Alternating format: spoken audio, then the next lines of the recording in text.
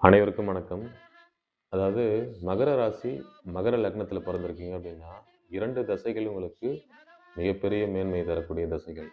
அதில முதல் தரம் அப்படின்னு பார்த்தீங்கன்னா, சுக்கிர தசை. சுக்கிரன் பார்த்தீங்கன்னா, உங்களுக்கு 5க்குரியவர்.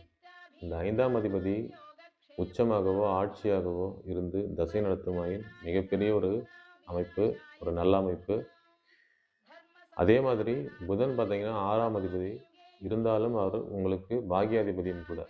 இந்த தசைகள் வருமாயின் இது 17 வருடம் பார்த்தீங்கன்னா, புதன் தசை. சுக்கிரன் பார்த்தீங்கன்னா 20 வருடம்.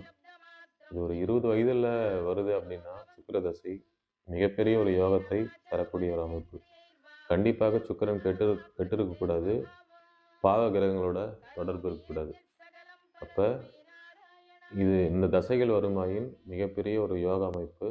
கண்டிப்பாக இந்த தசைகள் வரலனாலும், நான் சொல்லக்கூடிய இந்த நட்சத்திரங்கள் பரணி, பூரம், பூராடம் இந்த கிரகங்கள்ல இந்த நட்சத்திரங்கள்ல கிரகங்கள் நிக்குதா பாருங்க. தசை நடத்தினாலும், புத்தி நடத்தினாலும் நன்மை தரக்கூடும். அதே மாதிரி புதனுடைய ஆயில்யம், கேட்டை, ரேவதி இந்த நட்சத்திரங்கள்ல கிரகங்கள் நின்னாலும் நன்மை தரும் அப்படின்றதுல எந்த ஒரு மாற்று கருத்தும் இல்லை.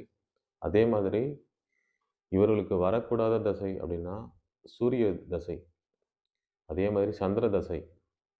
இந்த 2 தசைகள் இவர்களுக்கு வரக்கூடாது. அதே மாதிரி லக்னாதிபதி 8ஆம் இடத்தில் மறைந்து சூரியன் வீட்டில் அமரக்கூடாது. அதே மாதிரி சந்திரன் வீடான கடகத்திலோ, சிம்மத்திலோ இந்த சனி பகவான் அமரக்கூடாது என்பதில் எந்த ஒரு மாற்று கருத்தும் இல்லை. அங்க இருந்து தசை நடத்தினால் ரொம்ப கஷ்டப்படுத்தும்.